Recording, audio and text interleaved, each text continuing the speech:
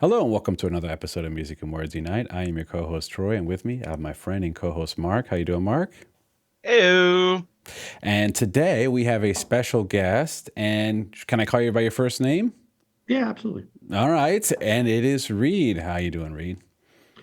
Good. And I go by BandMaidFanATL online. BandMaidFanATL online. Yeah. So, would you consider yourself, Reed, a BandMaid super fan, like a hardcore BandMaid fan? Well, I'm a pretty hardcore fan, but Okay, okay, relatively speaking, okay, no. okay, There are some okay. fan. I've been a BandMaid fan for about 3 years now. When I discovered them, I think early 2022. But Okay. being part of that community, I've realized that there are some fans that have been hardcore since, but the year they formed or right after 2015. So yeah, Yeah. I mean, I'm a pretty big fan. They're bigger. They're much bigger, but I'm Sure, definitely a sure, sure. maniac. Definitely a maniac. Okay, well, we appreciate that. So we wanted to do an episode. If it's your first time watching this, hey, welcome. You know, this we're Music and Words Unite. What we do is we love talking about music, deep diving in music, and doing sometimes full album reviews and analysis. And especially if someone hasn't heard something before, we like doing those types of episodes too. So that's what this one is. So Reed, we're going to be doing a track by track review and analysis of this album, Scenes from Memory by Dream Theater. Now, talking about super fandom, Reed, Dream Theater is my personal all-time favorite band. And since I was 15, so 1996, and I've seen them live almost 45 times since then. Wow. And this album, I saw this tour live back in 1999 multiple times, where they played Okay. this album in its entirety, and I have I've always bring props to the show, right? So I have this prop, and as you can see, this is me with the band. This was a few Oh, years cool. back, but I got this one from this year, guys. You got to see this one. This is a good one. Okay. This is from this year in February. This is me with the boys, with Mike Portnoy back in the band, right there. So I got a lot of props, and yeah, big Dream Theater fan, Reed. But so Dream Theater came out with their style of progressive rock, which was really a blend of progressive metal.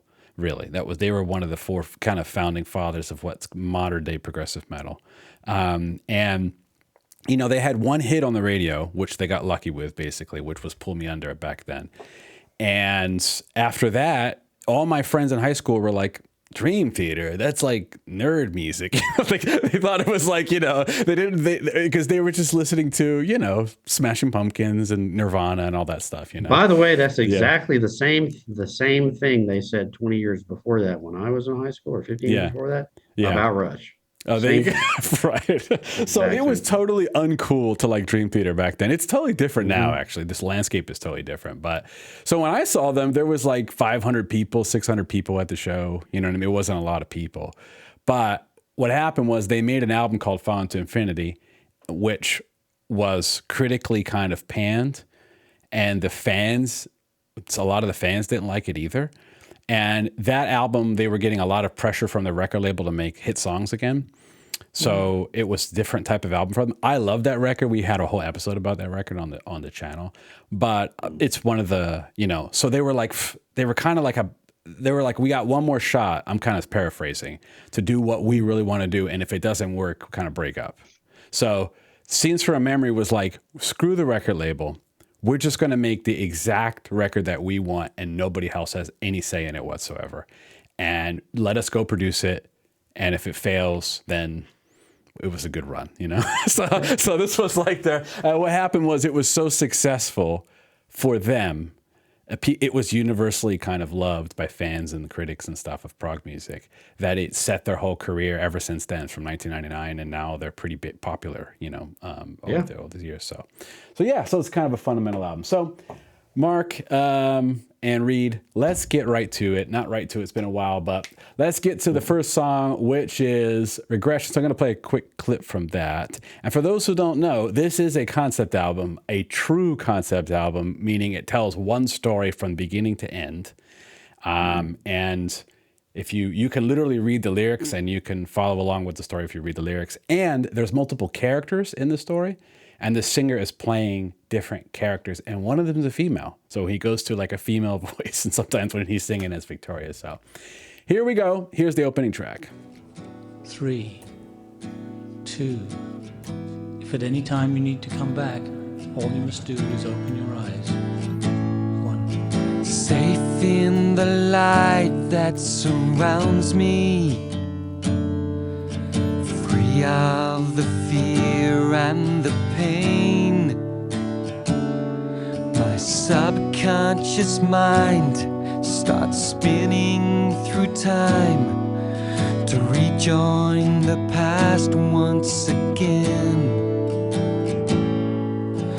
Nothing seems real, I'm starting to feel lost in the haze of a dream. And as I draw near, the scene becomes clear, like watching my life on a screen. Hello, Victoria, so glad to see you, my friend. All right, Reed. Well, let me ask you this. When you put on the first song, what did you think? First off, and this is probably my age, the first thing that hit me was Pink Floyd. Yeah. Yeah. You know, the Dark Side of the Moon, Mm-hmm. mainly. Right. I got that feel from it initially, Mm-hmm. immediately. Kind of an introduction to a story, like you said. I mean, it really does give you the impression right off the bat that we're going to tell you a story, and sit back and listen to the story, feel the story, and it seems like they set the table appropriately at the very beginning. Yeah. I like how it not only that they're going to tell you a story, but it's like, okay, we're going to take you out of your normal routine here for a minute, Right. and we're gonna have you go along with us on a ride, Mm-hmm. and you're going to learn something, and you're going to experience things you haven't experienced, Sure. and Yeah. Yeah. just chill and enjoy the ride. That's the impression I got from the introduction. Okay. Did you pick up the fact that it was hypnotherapist happening in this? Yeah, I did. Okay. I mean, Yeah. that was another piece of it, was that Mm-hmm. it felt like somebody coming into an environment where they needed kind of an alternate reality. They not necessarily needed an alternate reality. They were you were coming into a position where you were coming in for help. Yeah. There was something going on in your life where your normal existence, there was something not right, and you needed somebody to be able to Yeah. give you a different path or a different way of viewing things. Sure. I did get that impression too. Yeah. Okay. Mark, let me ask you this, because you re-listened to this album, I think you were mentioning it, right? What do you think about this opening? I agree. It does kind of, it's like a callback to Dark Side of the Moon, how like it opens with like, just random people talking, which is kind of like, because that album's about like mental illness. Mm-hmm. So this one is, trans life, post life regression, Yeah. past life regression. Right. I cannot talk today, apparently. It's all right. Don't So worry yeah, about it. like I remember even the first time I listened to this, it sounds like in the very beginning that it's a hypnotherapist, because like that's what Yeah. hypnotherapists do. It's like, I'm going to talk to you. It's like, if you need to exit, open your eyes, blah blah blah. Right. And it does set the tone for the album, because it's the story. To anybody that doesn't know, it's a guy who through hypnotherapy realizes he's like a reincarnated version of a woman that was alive back then, and all kinds of. I'm not gonna say anything else if anybody wants to listen to it, but there's all the stuff that happens and blah blah blah. We'll Yeah, get to I the mean, story throughout. I'll mention things, but I won't spoil the very end, maybe. But yeah, gives people to exactly. listen to it. Yeah. Yeah, but I think they got inspiration from like older concept albums where they kind of have an introduction and stuff like that. Yeah. I'm, I'm gonna be honest, Troy. I have nothing Mhm. against this song, but I usually Mhm. skip it just to get rid of the Overture 1928. So All right. Well, that's fine. Not me, Mark. If I listen to this album, I just push it and I listen to it straight through. yeah, but you're a mega fan though. I'm just like I'm a casual listener. I listened to it straight through last night at 1:30 a.m. and it was one of the best experiences of my life. And I've heard this album thousands of times. So it was like, I don't know. It was just I did nothing but sit there and listen. It was pretty cool. So, Yeah, to be honest, I mean, Mm-hmm. Mark, I'm kind of with you on that. I mean, Mm-hmm. honestly, to tell you the truth, after I've heard that a couple of times, it's like reading why would you read the forward of the book? Sure. I can see that. I The can third see time, that. you know? Yeah, sure. But if you All want the right, whole yeah. experience of the album, listen to it. Oh, Sure. yeah, for sure. Yeah. All right. So the next one is what you were mentioning, which is Overture 1920. So I'll play the beginning of that song real quick. The first of two instrumentals. Yes. The easy listening one. Speak for yourself, buddy. Okay. I put Dance of Eternity on all the time. All right.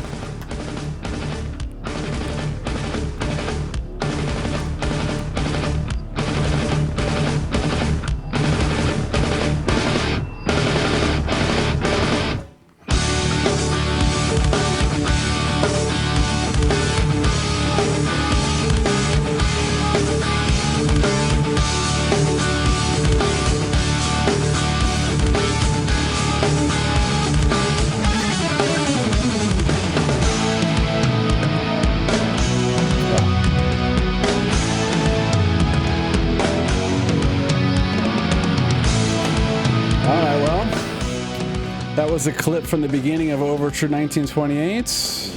So, as it is a true overture to the album, where it has musical themes from the whole concept album. So, what did you think of this one, Reed? Immediate rush. I mean, Okay, yeah. Oh yeah. I mean, coming up during that era, Mm-hmm. within 2 seconds, I was like, man, this one really reminds me of Rush. The drums, Right. Neil Peart, Right. the guitar, Lifeson, Mm-hmm. I mean, and the bass was just slamming. Yeah. Initially, that's what hit me. Okay. Was Rush. Mm-hmm. But then as it went along, I almost kind of got a little bit of Styx feel to it. Mm-hmm. That's a good call out there. They're big Styx fans, actually. Dream Theater, yeah. Yeah, I Mm-hmm. kind of the pre-Roboto Styx. Yeah, Some of yeah. the 70s Styx stuff. Yeah. From a musical perspective, Sure. I enjoyed the instrumental, Mm-hmm. Initial instrumental part of it. I know a lot of people are like, where's the lyrics? I mean, we've gone 6-7 minutes with basically no singing. Sure. But I enjoy that. I enjoy Not me, that's for sure. Not me. that's the thing. Yeah. Go But ahead, that's sorry. where I really got a Yeah. feel for. Okay, we're hitting this. We're going with, Pink Floyd and the overture. I mean, in the beginning, in the overture, we're going to give you Rush feels. We're going to give you Styx feels. Mm-hmm. That's like 3 of the top 10 concept bands of all time. Sure. Sure. So again, it kind of gave Right. me more of an instrumental lead into, all right, we're going on a ride. We're telling a story. Right. Okay. Yeah, Mark, what do you think about this overture? It's a Dream Theater instrumental. I'm all about it. All right. It's not the best instrumental on the album, but it's still really good. As you said, like, call back to Rush. I agree. I mean, Rush is like their favorite band, I think, collectively. I don't know how. Yes is a big one for them too. Yeah, Yes, yeah. I mean, yeah. I'm not saying that each individual member loves I'm saying like collectively. Yeah, I think that's yeah. what they agree on. like I know Petrucci gets the spotlight most of the time because he's like arguably the best living guitarist in the world.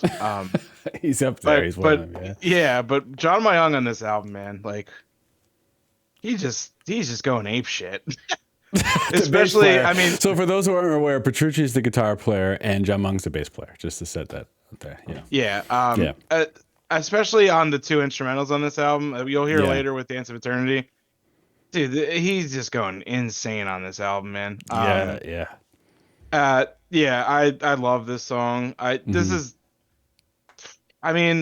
This is objectively Dream Theater's best album. I don't even think anybody will even argue that, and it's probably my favorite, if not this or Images and Words. But I mean, yeah, I pretty much like every song on this album, even like the ballads and stuff. But it's just you can't really go wrong with any of the tracks on here, honestly. What's funny about you said that, Mark, is since 1995, I have always said this album right here, Images and Words, is my favorite Dream Theater album. It's the one that I first listened to. But last night I said, maybe this album is just a little bit better. So, but for me, it's like they're pretty much tied for me. But it could go for me. way. But even to talk about like Pink Floyd again, it's like it's the equivalent of somebody saying Dark Side of the Moon is your favorite, or like Wish You Were Here is your favorite, or like Animals is your favorite, or even like The Wall. It's like any one of them could be considered their greatest. It's just personal taste. Sure, yeah, and it could go with. It's like I like to. Yeah, it's like I like to say with BandMaid, there is no better or worse. It's just different levels of awesomeness. Right. Exactly. There you go. Right. That's a good way. I looked up. I looked up. Speaking of BandMaid, I looked up like people's favorite albums. I saw every different. Right. I saw people that say Conqueror is their favorite. I see people that say Just Bring It is their favorite. World Domination. Well, when we get to the Conqueror later, I think you're all going to be surprised what I say. We'll get to that. Okay. All right. I'm looking forward to it. Yeah, me too. Yeah. Jinx, Well, jinx, as far as this overture goes, guys, for me, this is one of the things where it generally brings a smile to my face every time this song comes on, because I know what I'm about to hear. It's the rest of the album. And it starts off with like this like as you mentioned, when it kicks in, it kind of has this Rush sound, and Rush has this kind of happy, I don't know, it's like a major key that comes in, with the synths. And I think it's from music theory, I think it's Dorian mode. And it is really happy sounding, and it just puts a smile on your face. It's gives me the vibe, and it's very nostalgic for me on top of it. So it's kind of a mix of everything. So yeah, I think it's a great way to open the album between that and the first little mini track at the beginning. So yeah, I think as the story goes along, if you're going along with the story, the first song, you think somebody's coming in troubled and they're trying to, figure something out. Yeah. They go under, and all of a sudden, once they're under, they're like, okay, I'm under now. I don't have to worry about what I was worrying about before. I'm happy. Right. I don't know what's coming, but I'm happy now. Yeah, that's great. And if you do listen to this album, by the way, if you haven't, I definitely recommend it personally. But you'll take notice when you listen to the album, all of the musical themes that are in this overture that actually happen throughout the album, like kind of they're interwoven. There's callbacks through each song almost to this overture. It's pretty cool. So, all right. Well, the next track is the first real track with vocals. The intro does have vocals, but the first real full song, I would say, and that is Strange Dejavu, and I'm going to play the beginning of that.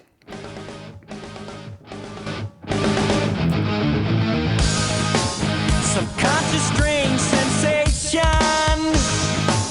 unconscious relaxation. What a pleasant nightmare, and I can't wait to get there again.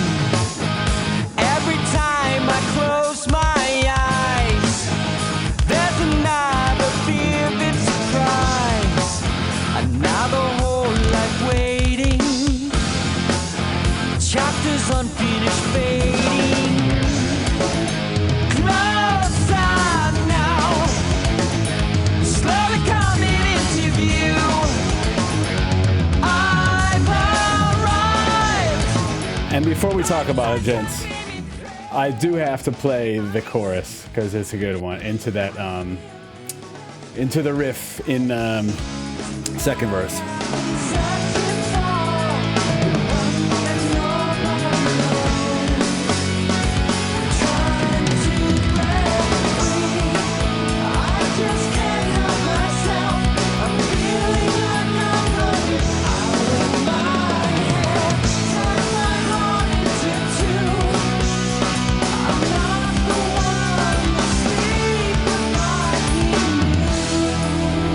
This part.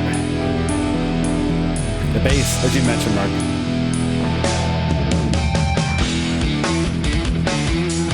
All right. All right. This is where Dream Theater's at their best. Like this kind of stuff. Oh, this part right here. Yeah. Back on my feet again. All right, Reed. This is Strange Deja Vu. What do you think about this one? Well, I guess I'll start off with maybe what you're not going to want to hear. Go ahead. To caveat that, Yeah. I am not a huge male vocalist fan. Just Okay. right off the top. Okay. I much prefer female vocalists. Okay. There are very few male vocalists that I really enjoy or kind of, seek out. Sure. I'm not a huge fan of his voice in this song. Now, as we'll find out later, that's just personal preference. Okay. His voice to me in this song seems it's not my favorite. Just not my favorite vocal sound. Okay. As the album goes along, I think it gets better. And in fact, I wrote down here, that was the first thing I wrote down. The next thing I wrote down is around 2:30. Vocals get much better, and I'm getting Southern rock vibes. Okay. All right. I felt like not only his voice, but the instrumentals around 2:30 took a turn, and I was getting Allman Brothers, Leonard Skinner, Wow. that kind of rock vibe. Okay. And I really enjoyed the rest of the song from that point. And not that I didn't like it before, but the first couple of minutes, I was like, yeah, I don't know. I mean, the instrumentals are really great. Right. I don't know if I'm going to vibe with the vocals. But then at 2:30, all of that changed. And from that point on, I really enjoyed the song. Okay, cool. Did you get that in the chorus he's singing as a female? I don't know if you caught that, but where he says, I wasn't really listening. When he says, I can't sing very well, but when he says, tonight I'm looking for that whole this feeling that's deep, that whole part, that's as Victoria. So he's like trying to put on a female, like a softer voice. Lyrically, and he was taking on another persona. I actually didn't catch that. No. Yeah. So that's just, there's a lot of, and it's okay if you didn't, by the way. I wouldn't expect people to, like, on the first couple of listens. But that is, like, there's a lot of nuance going on with his vocal, especially on this song in particular. Yeah. Mark, what do you think about this song? Yeah. Good, man. Like, I'm with you. Like, once I hear this, I'm like, I know what I'm going to be hearing for the next, like, hour, basically. So, yeah, like that part, like the part you played, like towards the middle where it's like it speeds up, like the tempo change. Yeah. Excellent part. I don't particularly like songs more than others on this album. There's parts of the songs that I really like that part. Okay. Fatal Tragedy is really good that we'll get to in a little bit. Yeah, I just what do you even want me to say? I mean, this is like this is in contention for like best overall progressive rock album of all time, honestly. But yeah, it's a timeless. If you like progressive rock and progressive metal, this is really the tops, honestly. Well, now since you said that, in contention for best progressive rock album ever, I actually, as part of my research before I did this, I kind of said to myself, he's pitched this as a great progressive rock album and a great concept album, or more progressive, but concept album. Sure. So I kind of thought to myself, okay, well, I'm maybe 15, 20 years older than them. What were the concept albums that I think are the greatest? Okay. And then last night, I kind of stumbled across one of y'all's videos, and y'all were talking about concept albums. Okay. And I heard, to be honest, I fell asleep halfway through. It's nothing to do with you. Okay. I was tired. I probably fell asleep halfway through making it, so don't worry about it. I was tired. I was so perfect. I was interested in the topic. Okay. But I kind of got the gist of what you guys, viewed as quote unquote concept albums. like I said, I was a kid in the 70s and I was a teenager in the early 80s. So the concept albums that I remember and the kids I shouldn't have, but did look up to at the time, 5 or 6 years older than me, the concept albums that they talked about were The Wall, Mm-hmm. which you guys did talk about. Mm-hmm. But even before that, An American Prayer by the Doors Mm-hmm. Mm-hmm.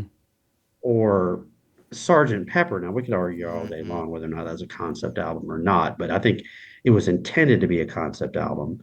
And it Sure. really probably was the first concept album. Yeah. Those are the kind of the concept albums that I remember as a kid and as a teenager. That and obviously Pink Floyd. I mean, probably every album they ever had was a concept album to some Mm. extent, Sure.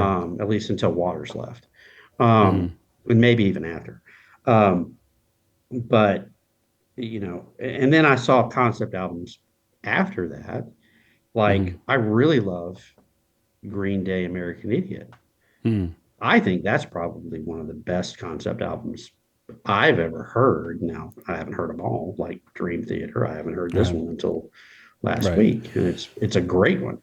Um, but and even back before that, two versions by John and Yoko. That was a concept album. And George Harrison, Wonderwall. That was a concept album. Now, those were extremely progressive and um, not very easy to listen to concept albums, Mm-hmm. but they kind of broke the ground for the concept album.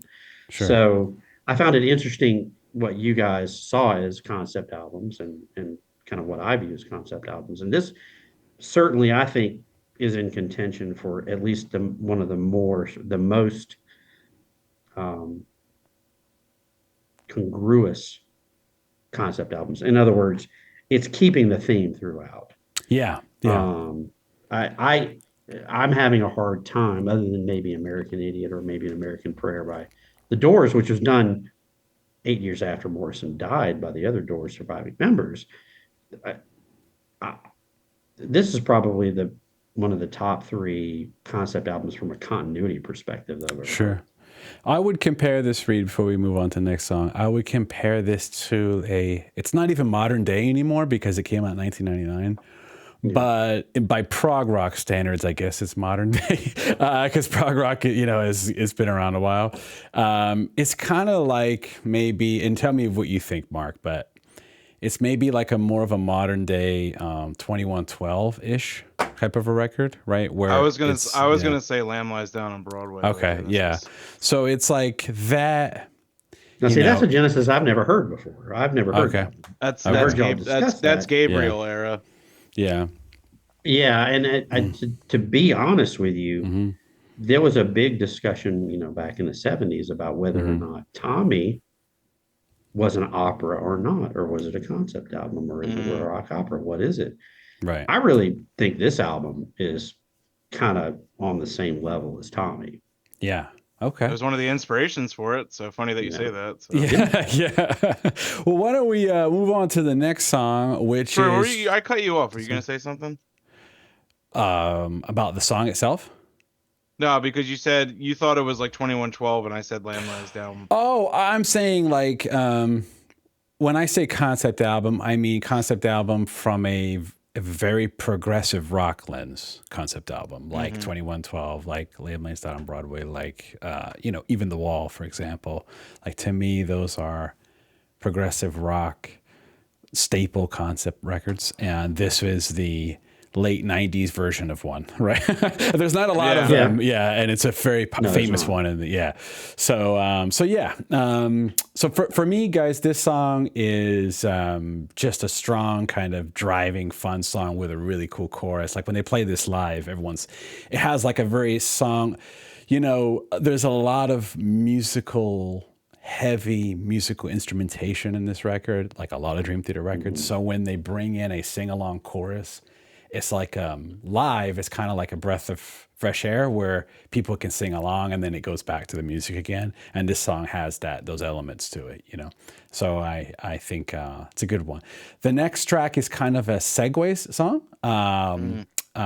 So I'll just play a clip from it though. Well, the clip is the song pretty much. And then I'll go right into the next song. All your eyes have ever seen, all you've ever heard is etched upon my memory, is spoken through my words. All that I take with me is all you've left behind. We're sharing one eternity, living into minds, linked by an endless thread, impossible to break.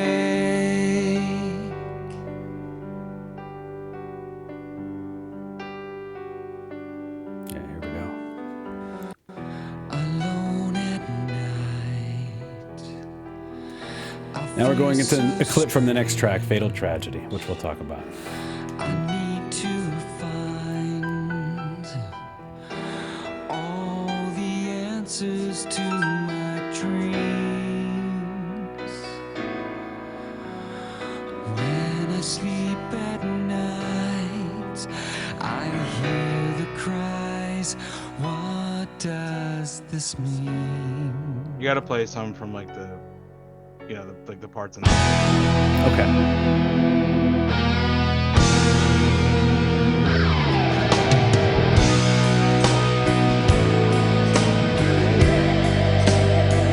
I shut the door and traveled to another home.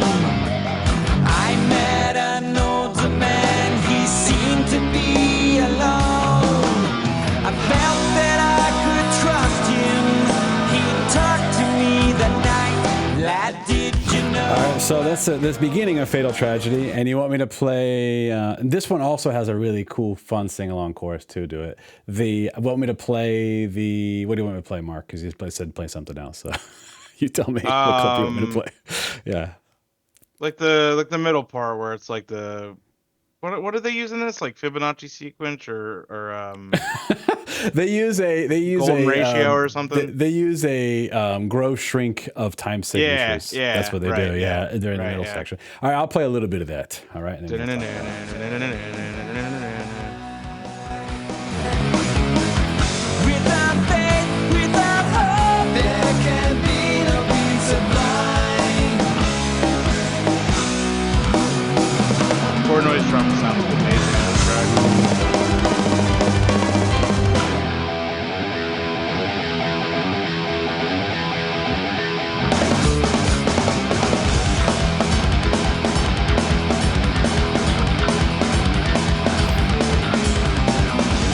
Oh my God, this next part is so sick, man.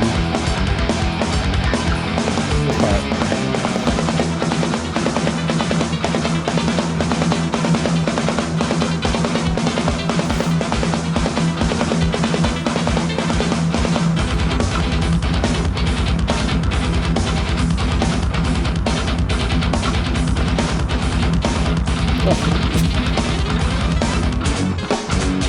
But listen to the way the guitar comes in.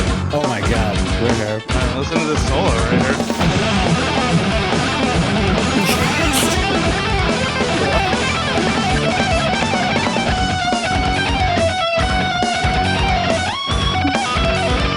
Anyway, I'm gonna play the whole thing if I keep going. Yeah. This part. What did you think about this song, Reed? Sorry, I'm getting lost. I never thought I would actually talk about this album on the show, so I'm excited. Is what I'm saying. So, Reed, what do you think about this one? All right, so Yeah. the first thing I'm gonna say is that was two Yeah. songs, right? Yes, the other one Because was that kind was of an Through intro. My Words. Yes, you can talk about Through My Words first if you want. Go ahead. Yeah, because I'm going to. Yeah. Okay. Go And ahead. here's, here's what I'm gonna say. I think this is Yeah. probably gonna show. This is gonna show my age a little bit. Oh, okay. in my opinion, through my words, Yeah. is far too short. Okay. Here's what I felt this way kind of the first time I listened to it, but I've listened to it listened to this entire album twice. Okay. The second time I listened to it today, it was even, for lack of a better term, worse that it was so short for me. Okay. Because I got the feeling that through my words was like, okay, you've put me under, you've put me in this space where I can be safe. You have given me kind of a calmness, and then you give me 1 minute of pure joy, and then you're going to send me into 30 minutes of hell to figure out what's happened to me in the past however many years I've been alive before I can come out the other end. Right. Yeah, sure. That's the impression I got of this. And of course, you know, that's life. I mean, life is brief moments of happiness. And I hate to bring it up, but I'm going to bring up a BandMaid reference. Okay. I don't know if have y'all done the song Dice yet? Yeah. Dice is on Dice, World Domination, the last song, right? That's true. Yeah. There's a lyric in World Domination. One moment of pain, 10 minutes of pleasure or delight, one of the two. Okay. But that's life, dude. Yeah. And to me, that song, at least in where I am in my life, you know, almost 60 years old, I've been through all the crap, I hope, that I've been through, that I have to figure out. You know, the crap I'm going to have to deal with for the rest of my life is crap that I created. It ain't crap that other people have created or some past life has created. So that, to me, that 1 minute and however many seconds of that, you know, through my words, to me was just bliss. And then all of a sudden, boom, cut in, and now we got to go figure crap out. That's just the impression I got from it. I don't think you're wrong. I think that's a good interpretation of it. Yeah. I think so. Now, yeah. The music, the instrumentality in, you know, Fatal Tragedy is great. And I enjoyed the music.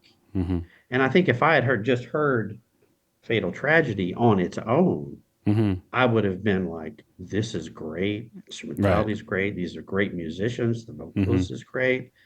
But leading into it with that 1 minute, for the first 10 seconds, I was like, oh, where'd that song go? Okay, you wanted more. Okay, that's nice. Yeah. Okay. And you know, true to great bands, later on we'll discover that does come back. Yeah, it does. So, yeah. Okay. Yeah. So Fatal Tragedy. Any other thoughts about that one, or was that it? I mean, what I wrote down was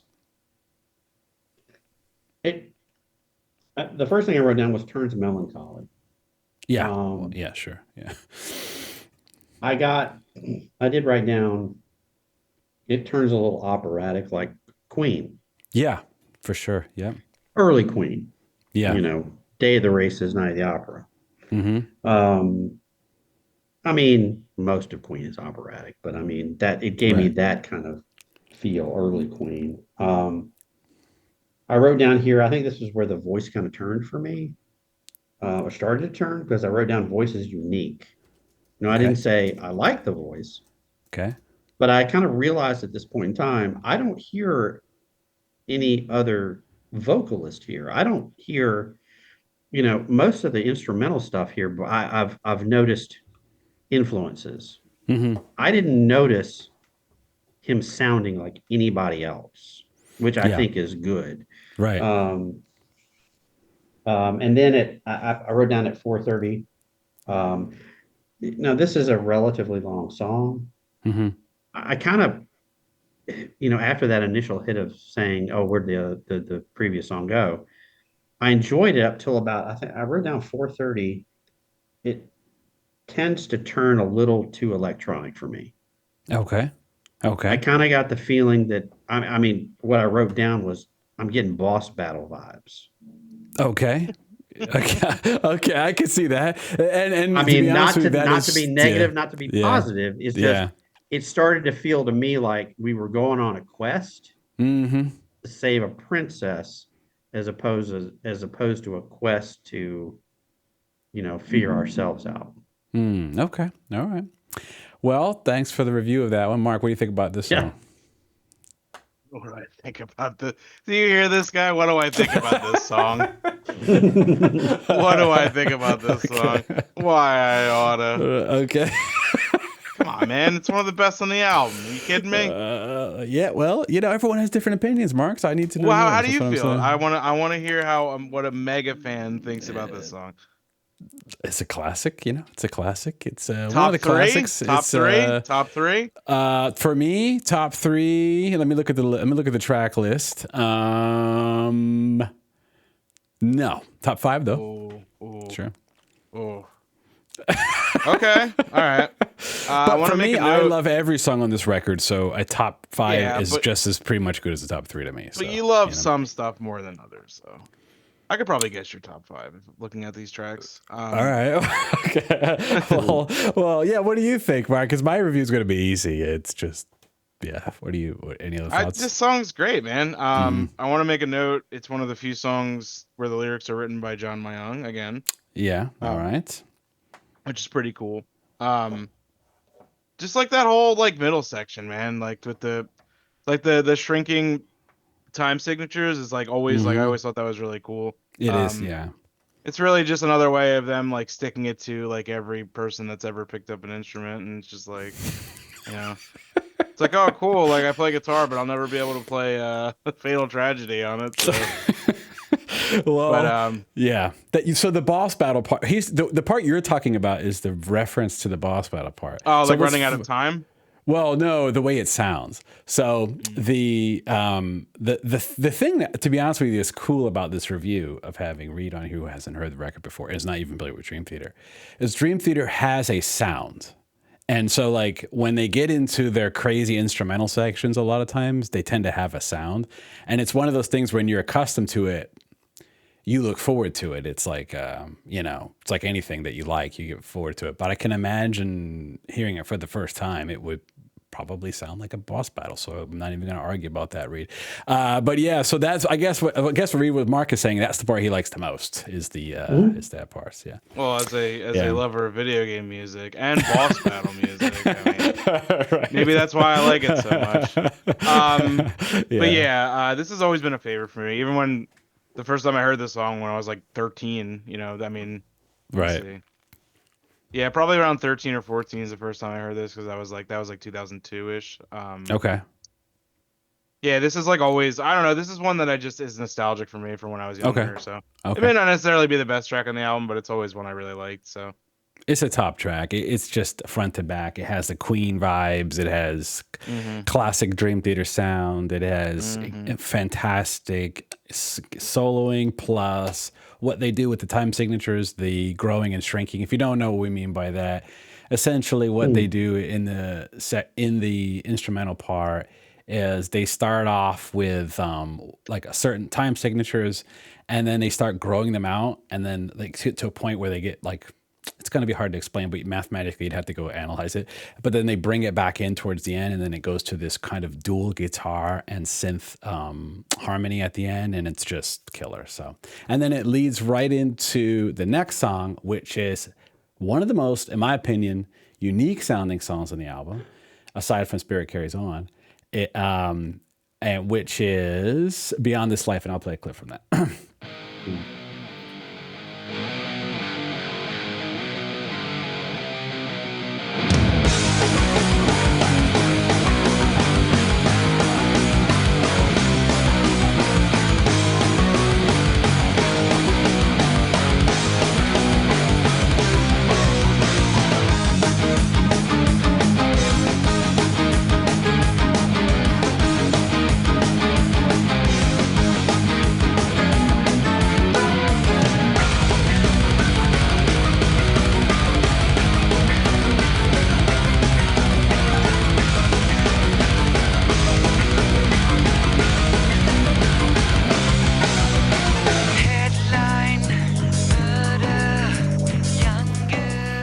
right, that's the intro and a clip from Beyond This Life. It is an 11-minute song, so I'm just going to play that, and maybe later I'll play just one part in the middle, just for what I want to talk about. But Reed, what'd you think about this song?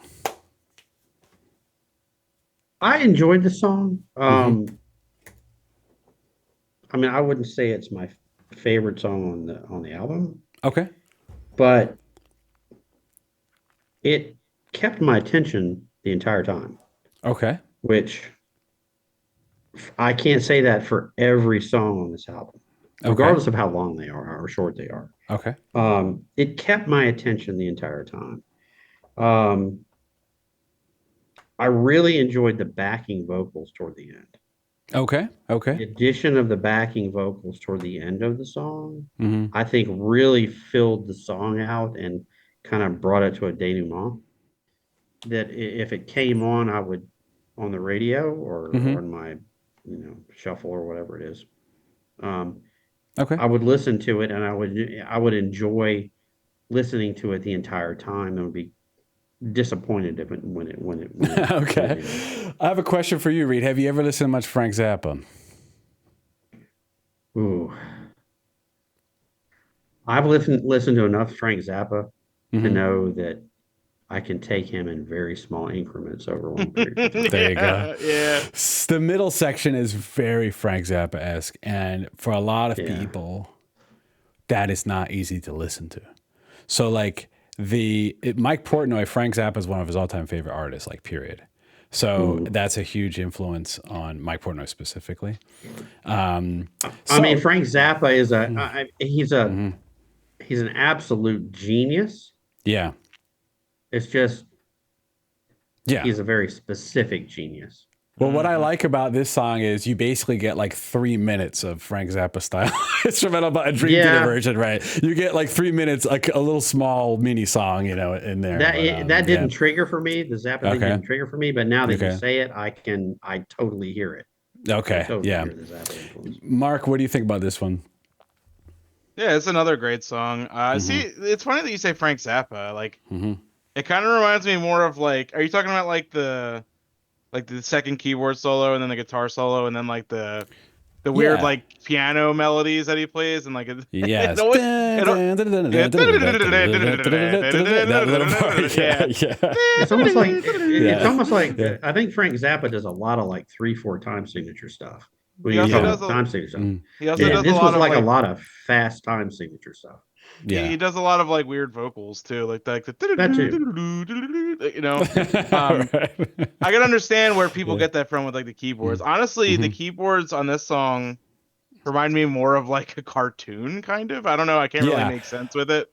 I hear that too. Mark, let me stop you real quick because I don't want to. It's been a while on this episode, so I want to make sure we get through it all. And I'm not just stopping you. I'm going to stop my review is what I'm saying of the song. I won't let Reed talk more to the next one. But Mark, I texted you last night when I was listening to this, and this is one of the things I texted Mark was, how the heck did they write the middle sections of this song? It's so crazy time signature wise what they're doing with groove. It sounds so off, but then when it all fits together, it's like such a progressive rock. Like if you're into this kind of stuff, it's like eating cake. You know what I mean? For most people, they probably would have a hard time listening to it if they weren't accustomed to that kind of level of weird time signature and instrumentation stuff. But man, I don't care. It's just an acquired taste like anything. So Reed, one funny thing is for my birthday this year, my wife asked what I wanted, right, for my birthday. And I said, I want you to sit down and listen to the Scenes from a Memory record front to back in one sitting. That's what I did. So she did that. We sat down and listened to it, and she's never heard anything like these instrumental sections in her life. It was pretty funny to see her reaction. And hilariously, I said, what's your favorite song? She said, Dance of Eternity. And I thought she was trolling me. And she said, no, that song was great. And I'm like, she's not a musician, but somehow it worked for her. But we'll get to that later. Yeah. Troy, she's a keeper. Yeah. There you go. Well, definitely a keeper. All right. So, Mark. Well, I will say, I will just really quickly. I want to say something. Yeah. Based on what you just said. Yeah.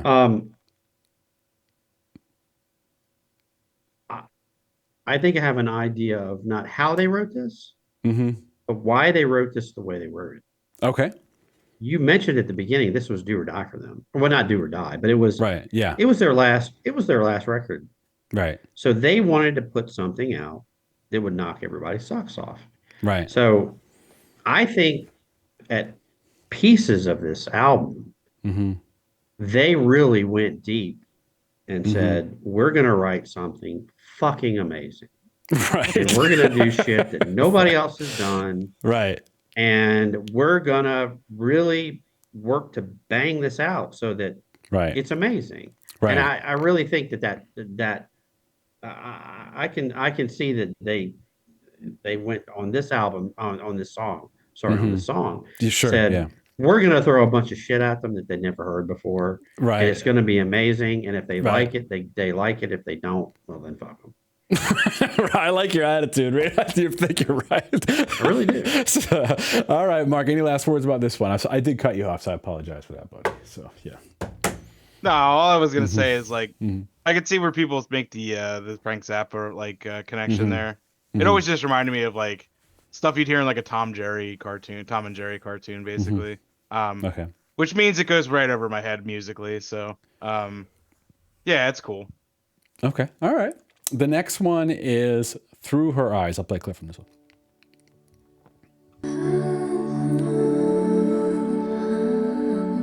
Well, this is a long intro, so I'm gonna... Okay.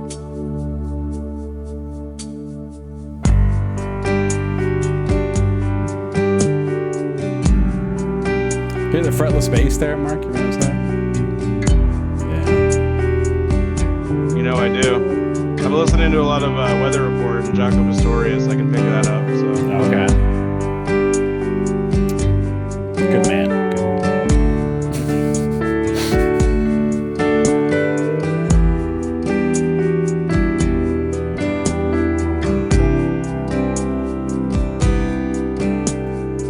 She never really had a chance on that fateful moonlit night.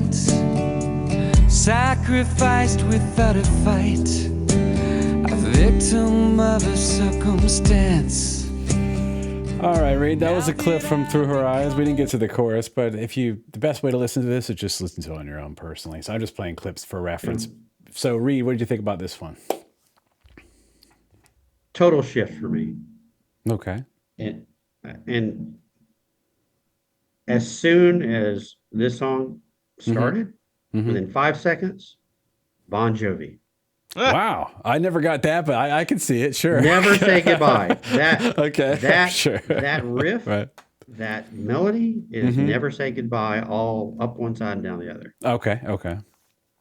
So, and my understanding is these guys are from like Long Island or stuff. They are. So yeah. that it's that pocket of, let's say, like the Springsteen, Dylan, Bon Jovi pocket of America where this rock is coming from. That's all I heard. And it's just me, but that's all I heard through this entire song was Never Say Goodbye, because it's almost exactly the same melody. It's a great song. It's a great tune. But it kind of reinforced what I was been thinking through this whole album is I know that they had been around for what, about 10 years at this point? Their first album came out in 89. They formed in 85, but the first album came out in 89 and this album came out in 99. So 10 years. Yeah. Okay. So about 10 years. Yeah. Through the, up till this point, I've heard a lot of influences. I've heard Pink Floyd, Rush, Genesis, and at this point, I'm really hard hearing Bon Jovi. Okay. So what I was hoping the first time I heard this album, the first time I went through this album was, I hear what your influences are, guys. I hear where you're going with this. I feel what you're feeling. Are you going to break through and become something other than your influences? And, fast forward a few minutes. Yes, I think they do. They really come through. Right. And they they show that they're their own band and they have their own identity, Mm-hmm. regardless of what their influences were and how Mm-hmm. they displayed their respect for their influences. I hear all Sure. the influences, but this song to me, it was just 100% Never Say Goodbye. I couldn't get it Okay. out of my head. All right. Fair enough. Mark, since Yeah. Mark is not usually a ballad enjoyer, but he does like this album or love it. So, Mark, what do you think about this ballad? Eh. So you don't like Bon Jovi, is what you're saying? Definitely not. No. That is one thing I will be honest with about on this channel is no, I do not like Bon Jovi. This is not this. Listen, I've said it many times about ballads. There's some that I like. There's some that I don't. Sure. I just don't really like. I don't want to say every Dream Theater ballad, but like they just don't resonate with me like the other songs do. It's not really my thing. Okay. Even on like Images and Words and like Awake, like the ballads or whatever. Mm-hmm. I don't know. I just really I'm here to listen to the other stuff for the most Sure. part. You mean the next song? Yeah, one. well, the next what? 4 out of 5 basically. Yeah, Okay. so right. yeah, I don't know. Like this is Okay. it just doesn't I don't know. I try to be as transparent as possible. It's just not my thing. Well, So Reed did thi- probably. Go ahead, Reed. Sorry. yeah. So this to you is an interlude. Pretty much. Yeah. Intermission even. Yeah. Well, as Reed, you've heard our BandMaid reviews, the ones we've done so far, and you're about to hear one coming up. So, as you know, I am a ballad enjoyer a lot of times, and this is one I really enjoy. This one I really like. Besides, I don't know. I'm just gonna say it's a song I really like. So simple as that. It's a not too much to say about it. It's a ballad, but it's a good one for me. So what you're saying is yeah. your heart is in black and dead on the inside. Pretty much, Mark. Yeah. All right. And I love the fact that you go from Beyond This Life, which is like a thrash song mixed with Frank Zappa, mixed with Tom and Jerry, apparently. Thrash. The beginning is like ba-na, ba-na, ba-na, but it's a little thrashy and it's a little also like a little grungy too, but fast. But it's a little more thrashy, I would say. Definitely hear the grunge. And then you go into this maybe Bon Jovi-esque ballad into what is Home, which is definitely one of my personal favorites. And I'm going to play a little bit of that.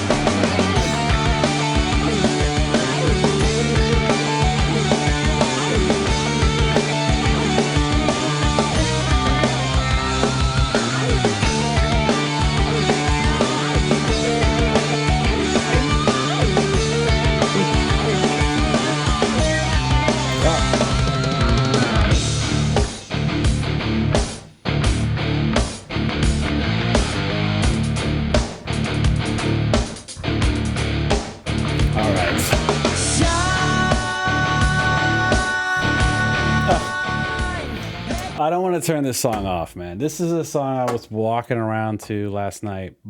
Reed, I was playing this so loud, dangerously loud. I probably was going to lose my hearing. That's how loud it was. But anyway, Reed, what do you think about this song? Forget my review. What do you think about it?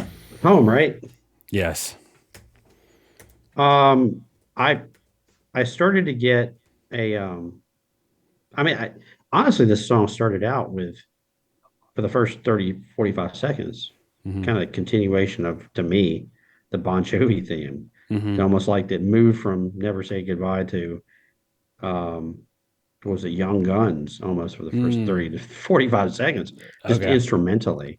Right. But then it kind of turned on a dime. And that last little bit you played, I was getting grunge feel. I was getting Stone Temple Pilots. I was getting, that kind of really hard grunge feel. Yeah. Which I enjoyed. I enjoyed Stone Temple Pilots and, the good Pearl Jam stuff. The Sure. live. Sure. Yeah, I was almost getting that kind of feeling. Right. Right. So I enjoyed not only the instrumental part of that, but also the vocals. I think the vocals for me in this song kind of won me over. Okay. Okay. Up until this point, I was like, they were growing on me. But this song kind of solidified that, okay, I'm on board with his vocals. I like his vocals. He's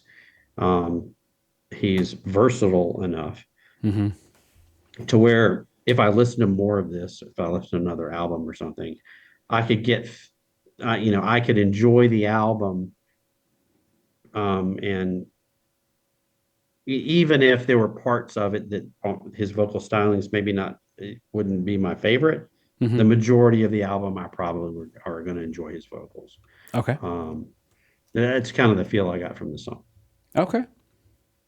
All right. Mark, what do you think about this one? This is definitely one of the best in the album. And that's not even because it's 13 minutes long. It's just, this has everything that somebody wants in a progressive metal song. It has multiple guitar solos. It has multiple keyboard solos.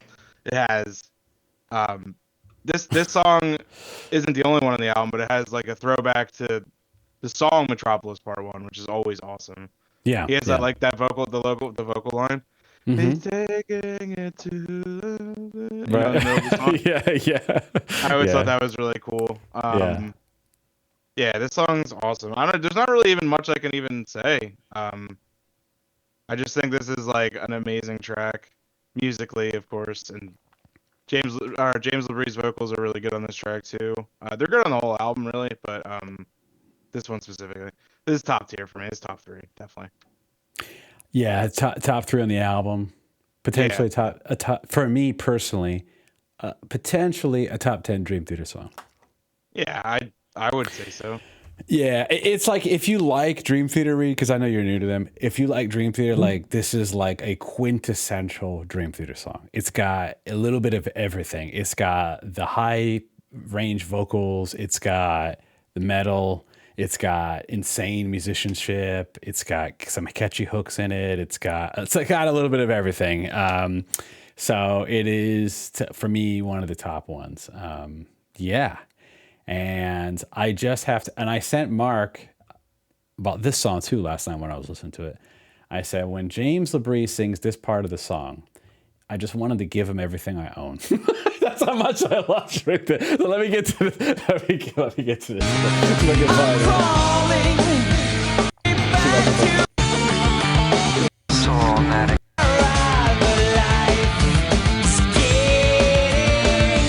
it's coming up right here.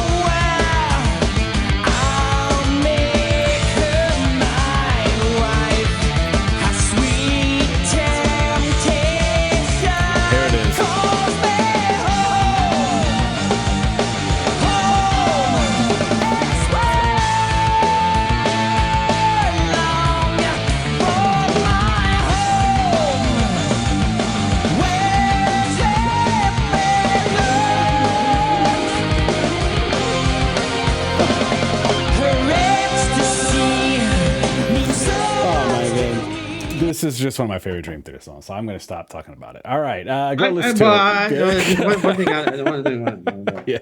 it. One thing I want to say, I enjoyed the song. Yeah, I enjoyed the song. And again, I think his vocals. I enjoyed his vocals during the song too. Okay. I could have done without the female moaning. Just to say that right off the top. Okay. All right. I mean, It might be my age, might be where I'm coming Sure. from, but Sure. as I was really enjoying the song, and as soon as that hit, I was Mm. like, "Oh my God, come on! Really? Do we really need to go there, guys?" But then Well, again, it is part of the you know, story, actually. I know they've got. If Yes. it, yeah, like I mean, it may Well, be part of the story, yeah. but In this, let me just clarify why it's in there. In the story, okay, they're trying to represent. There's the Victoria is basically in love with this guy who's pretty much let's call it a low life, really. okay, And all he's right, in this song, he's gambling and all that, right? And she cheats on him with his brother, who is a politician actually, and in the town.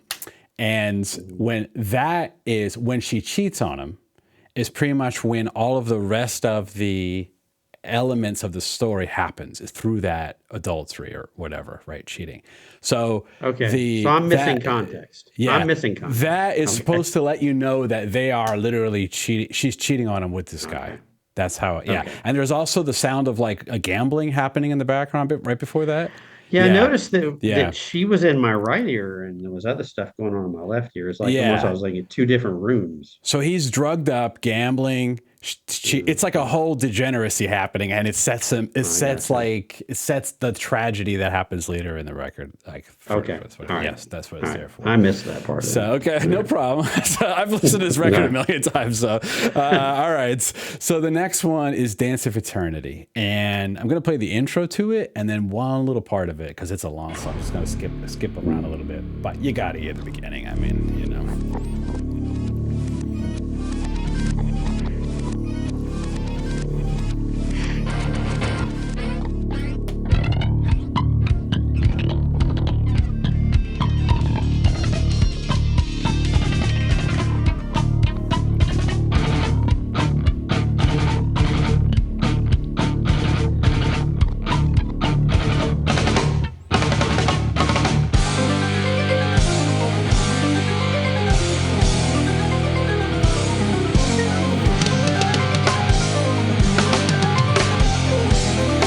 Guys, I'm going to skip a little bit because it's a long instrumental.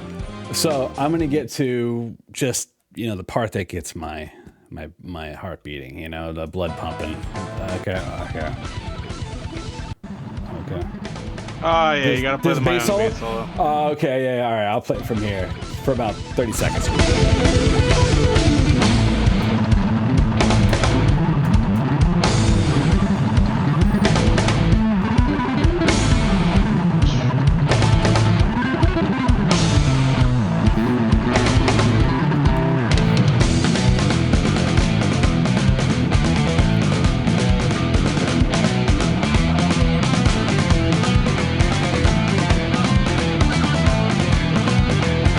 This part right here.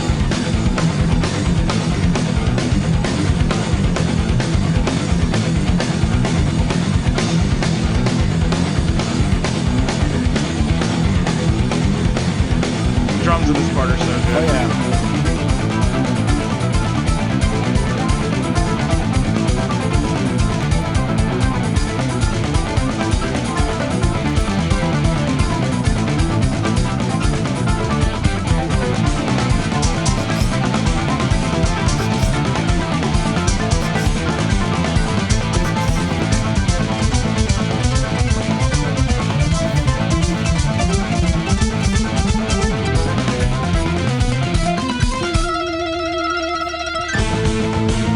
That might be my favorite part of any Dream Theater song ever, seriously. I mean, this, if you say, what does Dream Theater sound like? It's that part, right?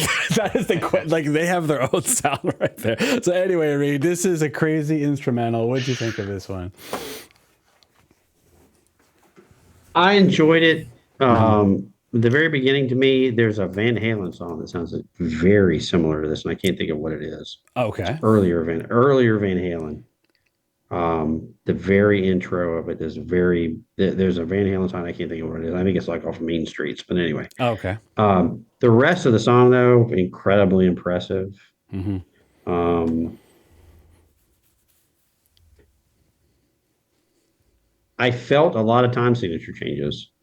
I don't know if there were. Oh, Yeah. I'm sure there were. Oh, I yeah. don't know how it's many. insane in amount of time signatures. It's like Yeah, I literally, know it's that- like every 30 seconds. Like, Oh, Yeah, guys. Yeah, go ahead. Continue, read, sorry. Well, here's the thing. I was a singer for a while, so Yeah. and I was with choral groups. So I can't read music. Like, I mean, I can read music. I can't read like um, orchestral music, but I can read general music. So I know time signatures. And basically, time signatures is all they are is everything is 1/1, basically. Yeah. When you boil everything down to stones. Yeah. But you can build into that 4/4, 7/8, 7/4, 3/4, whatever, so that you can play around with time signatures. But you get to a point where it's so complicated that you're just playing 1/1 all day long. Mm. And it just depends on when you shift. Mhm. To me, that's what a lot of what this song was doing from a rhythmic perspective was we're gonna throw, like I said before, we're gonna throw a bunch of crazy shit at you. And we can do it. Nobody else, y'all can try it, but you're not gonna be able to do it. Right. We're gonna throw this at you, and you're gonna say, yes, you're the only ones that can do this, and that's great. Now, a lot of times bands will do that, and they're good at it, but you lose kind of the feel of the song. I didn't lose the feel of the song because of the time signature changes. It was jarring, and I think it was jarring on purpose, but it wasn't jarring to the point where I lost focus. I think they certainly didn't lose focus. Right. And me as a listener, I didn't lose focus, which I think is more important. Even though they threw this crazy stuff at me, I still was able to, I wasn't able to keep up, but I was able at the end to say I kept up and I didn't lose myself so that I said, I'm going to skip to the next song. So I'm going to play, thank you, Reed, for that. I'm going to play a clip of Mike Portnoy counting the time signatures in this section of this song. You ready to hear this? Yes. Okay. No, I'm not ready, but go ahead. All right. And this was the actual chart that I used to help me get through the recording of this song. It wasn't easy.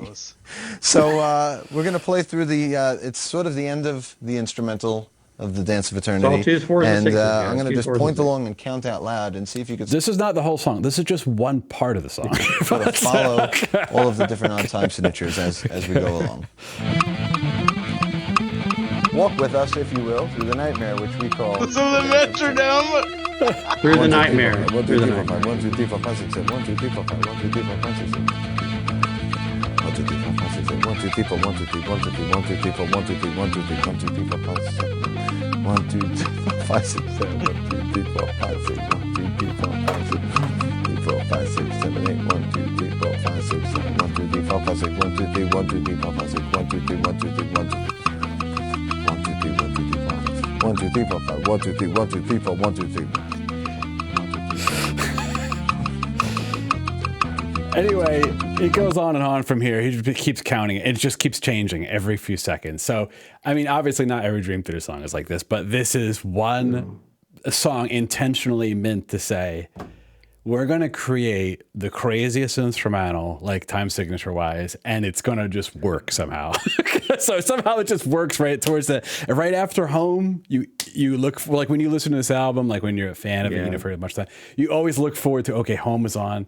The next song is Dance of Eternity, and you're just like, you're ready for it. And when they play it live, it's just like jaw dropping for the whole band to play it. And it's perfection. Like, it's crazy. Well, it's like what I say to go back to, because I'm a really big BandMaid fan. It's what I go back to, kind of like what I tell people sometimes when they get frustrated. A lot of the BandMaid fans of the Maniacs get frustrated that BandMaid isn't more popular. And I like to tell them, look, exclusivity is a good thing. Yeah, totally. Yeah. This right. And this is a perfect example of that. Yeah. If you don't get this, go listen to Taylor Swift. Right. Right. Sure. Not Right. 5% of the population that listens to popular music or listens to rock music is going to enjoy this and they understand Sure. it at the same time. Sure. That doesn't mean that it's not good. That means that might mean that it's good and you just don't get it. Exactly. I love the way you put that, right? I totally agree. Because I'm like, if somebody doesn't get it, I'm like, that's fine. Good. You don't get it? Great. Right. I No get problem. Right. Right. Yeah. No problem. Mark, anything to say about this one before we move on? No, this is. I mean, if I could take one track away from this album, it would be this. So You mean take it away, meaning like take it and possess it? have it Okay. forever. Desert Island song. Yeah. Right. Okay. I see. All right. Well, the next one then is One Last Time.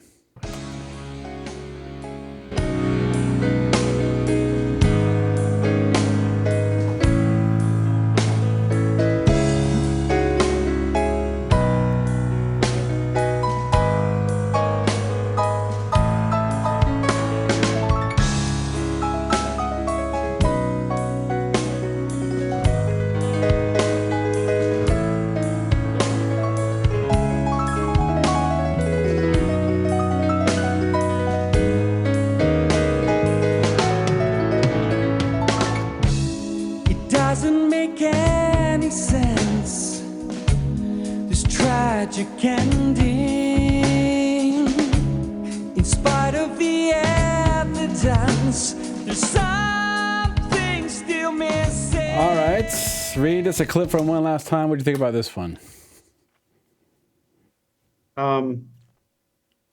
I mean, at least to me, it's pretty obvious that this is the transition point of the album.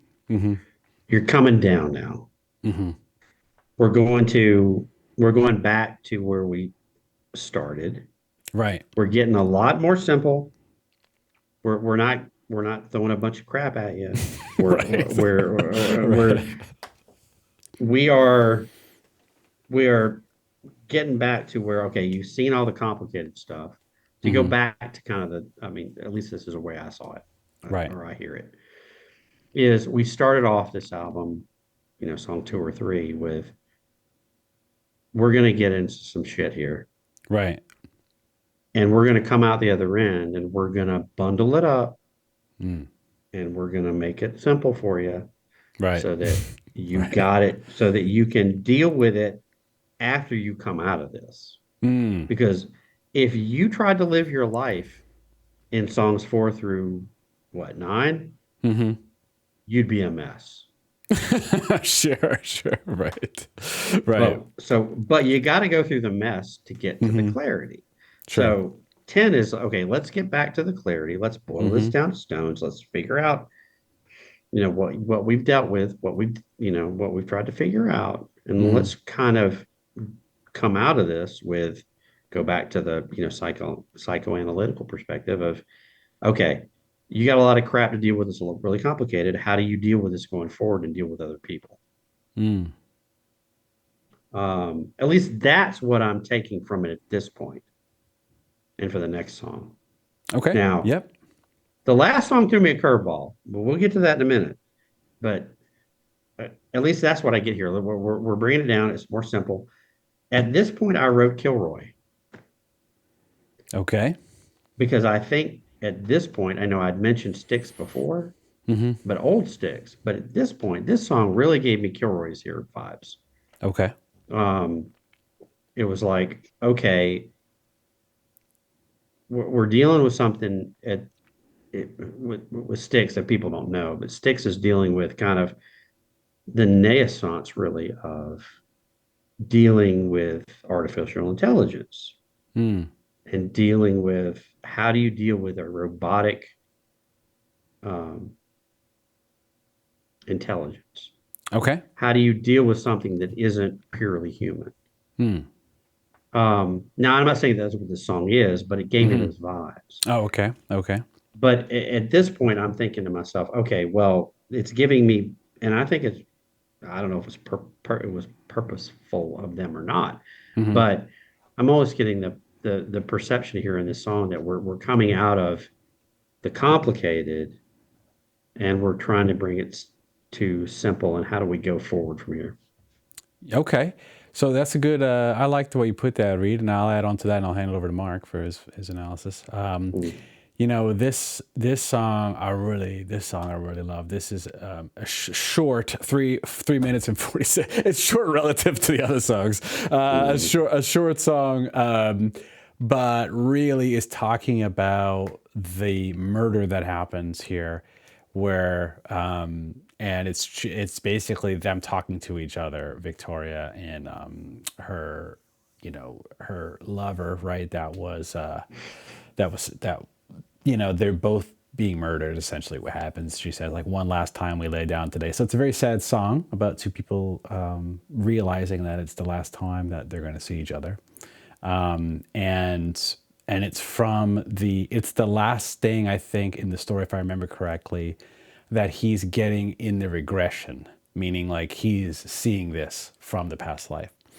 And so, yeah, he's seeing this murder happen, and then he's, or maybe not murder happen, but he's seeing the vision of two people dying, is what he's seeing. So, Mark, and the chorus, though, is so nice in this song. The One Last Time chorus, it's really melodic. It's a really beautiful chorus. So what did you think about this song, Mark? This is decent. If you want to consider this a ballad, I definitely prefer this over, what is it, Through Her Eyes. Okay. Yeah, I do too. Yeah. Yeah. Yeah, because the middle section of the song is awesome. There's like a pretty awesome solo in this song. This song kind of reminds me of like a slower, like, Pink Floyd song, though. I don't know if anybody else gets that. Okay. Which kind of brings it up for me. See, the problem is this track follows Dance of Eternity, so it's like I still have Dance of Eternity on my brain. Like, right. By the time I get here, I'm like, you know, like, that last track was pretty good. Well, if every song sounded like Dance of Eternity wouldn't be as good, you know? The fact that this song comes next, to me, makes Dance of Eternity stand out and more. You know what I mean? From a pacing perspective, yeah. Yeah. Yeah. It's still good, though. I like it. Yeah. Okay. So let's move on to one that does definitely have some Pink Floyd vibes, which is The Spirit Carries On. And I am going to play, guys. I'll play the beginning real quick and then I'll play.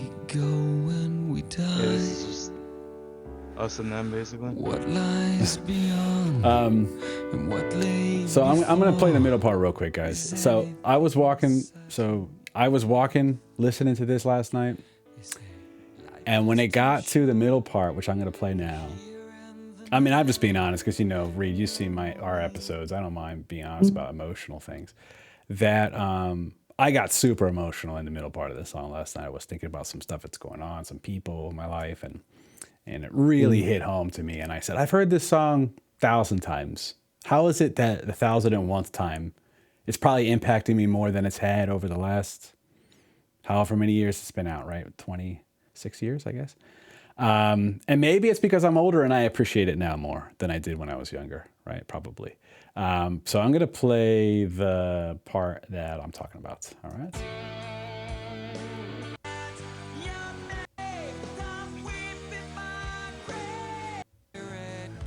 So in the storyline, it's like, you know, he's realizing what happened, and he's realizing that, okay, like life moves on past death, right?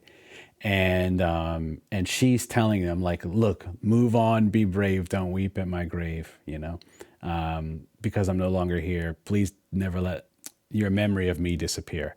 And it goes into this incredible guitar solo. So I'm going to play that clip real quick.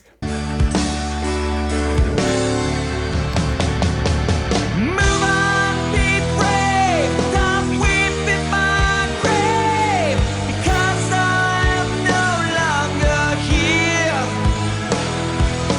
Please never let your memory of me disappear.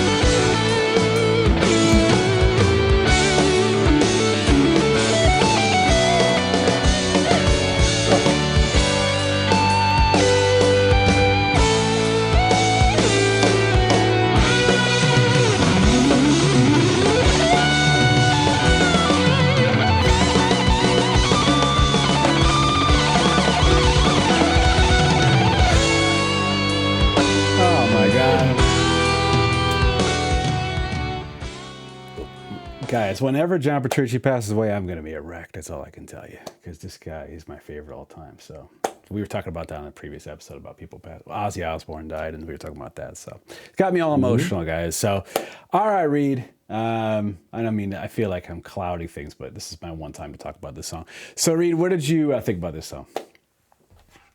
I mean, I'm getting really strong Eclipse vibes from Pink Floyd. I mean, just anthemic. You know, this is the last song. This is it. This is where you ride out in the sunset. Right. This is where you come through.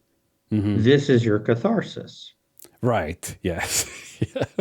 Which is why I'm surprised there's another song. Well, you know, and I get it. And I get it. I get it. Yeah. This is the catharsis of the backstory. Okay. Well, at least that's what I'm saying. Yes. I'm saying you correct. go into this at the beginning, into another world. In this one, you come out of that world. And then the last song is you're out of that world, but you're still here. You got to go forward. But this song, when I first heard the song, and then I heard the first 30 seconds of the last song, I was almost lamenting, why didn't you stop the album here? On a happy note, you mean? No, not even happy. I mean, because it's really not happy. It's sure, yeah. But it is cathartic. It is. Yeah. It is final. But it's not final for you. It's final for somebody else. You still have to keep going. Yes, that's a good point. So that's why there's a final song. And that final song is not necessarily happy. It's not necessarily the conclusion. Sure. It is. So I'll let you go on to the last song. Okay. All right. Before I move on, Mark, any thoughts about this one? I already gave my thoughts. I already gave mine. Yeah, I think you covered it. You covered it pretty well. Yeah. Incredible. They played this song. They play this song live, and people are crying. Reed, I mean, it is like a totally emotional song. In fact, this last tour, Mike Portnoy's sister died, and they were playing a show like a couple hours after she died across the world from where she died from, and they played this song. And there's a video of John Petrucci playing the solo next to Mike Portnoy crying his eyes out. For real, for his sister. It's like insane. You can look it up on YouTube. So it's a fan cam. You know what I mean? It's just goes to show you this song is a finale song. Yeah. But the fact that it's not the last song on this album, to me, speaks volumes. Yes. So let's hear the last song, which is Finally Free, which is almost a sarcastic title.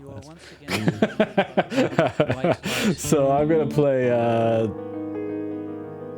Start here. Friday evening, the blood's still on my hands. To think that she would leave me now, for that I'm grateful, man. Sole survivor, witness to the crime. I must act fast to cover up. I think that there's still time. Hate seem hopeless and lost with this note. They'll buy into the words that I wrote. This feeling inside me finally found my love. I finally broke free. No longer torn in two. I take my own life before losing you.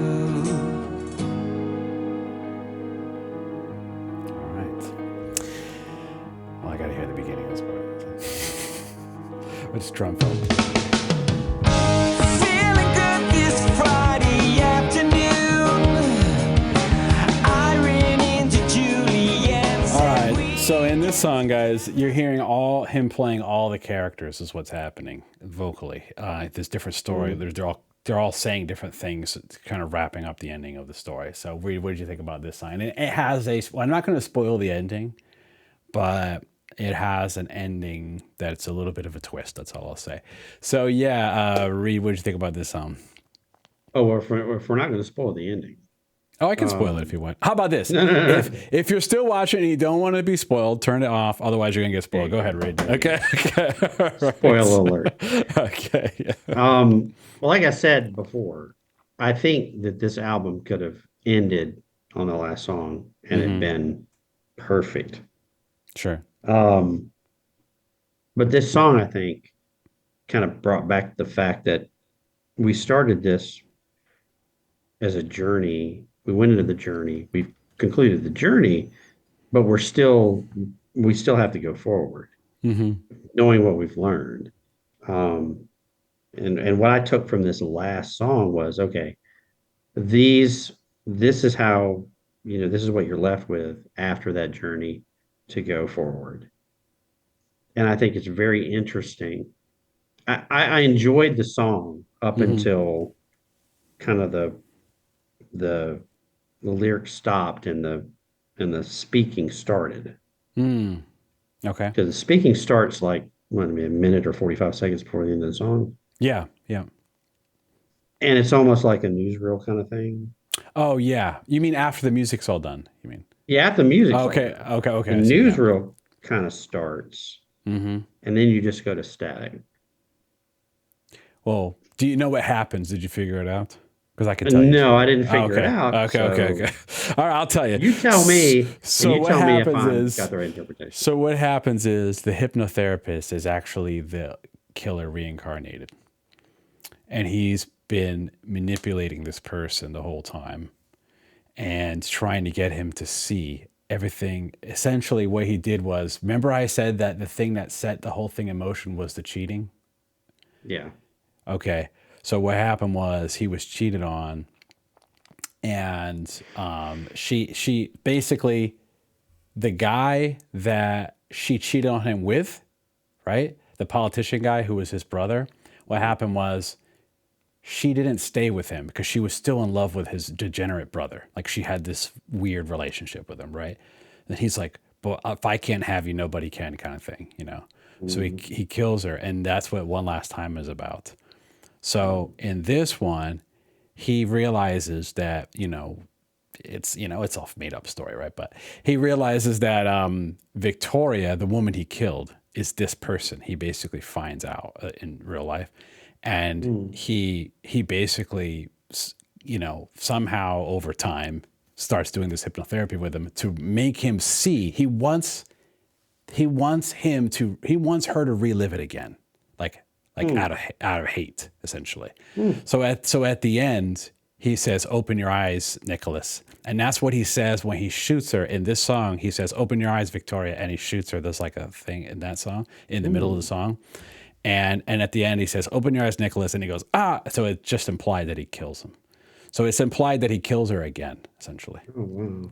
Yeah, it's pretty powerful at the end. So it's like a dark ending to this album. It has a crazy twist to it, is really what happens in the record. Yeah.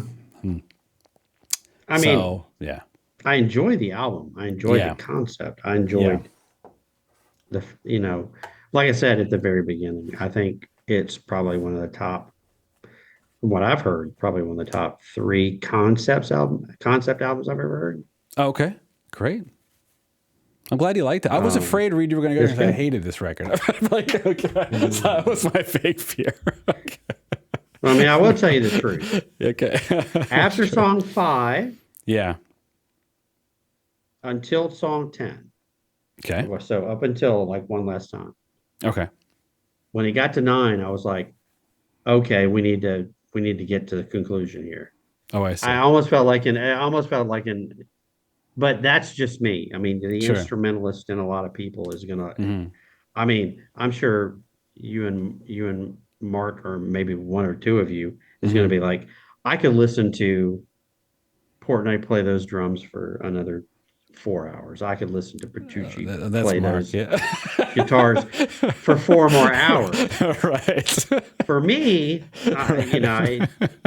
once it got to about the middle of song 9, I was like, okay, I'm ready for something different. Okay, but But the it's cool a thing great is album. the It's a cool great thing is they album. gave you something different right away, right after that, which was Exactly. yeah. So Exactly. for you, it worked, that pacing, I guess, what you're saying. Yeah. All right. Well, Reed, Mark, any thoughts about the last song? I forgot. Any thoughts about the last song? No. Awesome closer though. Yeah. That middle part with just that like melody that plays like the down now now now now Oh yeah, down now now. with the drum solo at the end. Yeah. Yeah, Yep. that's killer. Yeah. Yeah. Another great song of Yeah. this album. Yeah, you guys got to hear that. Go listen to the song. Listen to the drum solo at the end with the fade out. It's just if you like prog rock and you like prog metal, it's almost like I feel like if that's the something for you, you're gonna love this record. So because it's quintessential of that genre. So Reed, thank you so much for doing this. It was a lot of fun for me to relive some of this stuff. It gives me a reason to sit down and listen to a record I've heard many times. But you've heard things, and then if you ever heard a record, Reed, that when you first listen to it, you were listening to it all the time. But then later in life, it's like you listen to it like when it's on or in passing, but you don't pay as much attention because you've heard it a million times, So that's one of the records for me. So to go and sit down and try to listen to it as if I tried to put myself actually in your shoes in a way, Reed, I said, well, what would I think if I was just listen to it for the first time? So I tried to do that last night, but I just couldn't help myself to get stuck in nostalgia. But anyway, so that was a fun one. So thank you, Reed. So if you're still watching this, this was a lot. I enjoyed. Yeah. I enjoyed it a lot. Yeah. To tell you the truth, I mean, I like I said at the beginning, there was about a 20-year spate of time from the late 80s until just a few years ago where I really wasn't discovering anything new. Sure. And Dream Theater completely passed me by. It was really fun to hear something during that era where I basically was radio silence and kind of experience what you guys got to experience real time. It was fun. Okay. I enjoyed it. Sure. Well, thank you so much, Reed, and thanks, Mark, for doing this one again. Appreciate it. If you're still watching this, by the way, thank you. We really appreciate it. This was a little bit longer than I anticipated, but you know what? If you're still watching this, you are probably one of the coolest people I ever met. And we're looking for people like you in our free community Discord. And yeah, it's a big music club. It's all free. You come in there, you talk about anything you want. It doesn't have to be Dream Theater. It could be anything you want. BandMaid or anything. Doesn't matter. And you can share music with each other. And that link for that will be in the pinned comments. Other than that, let us know what you think about the episode, this album. If you never heard this album before, go listen to it. Let us know what you think about it in the comments. And last but not least, please give a like if you like the episode. And if it's your first time, we would love to have you as a subscriber because we love music. And if you love music, maybe you'll like the channel. So, all right, gentlemen. Well, until next time. See you later. Later.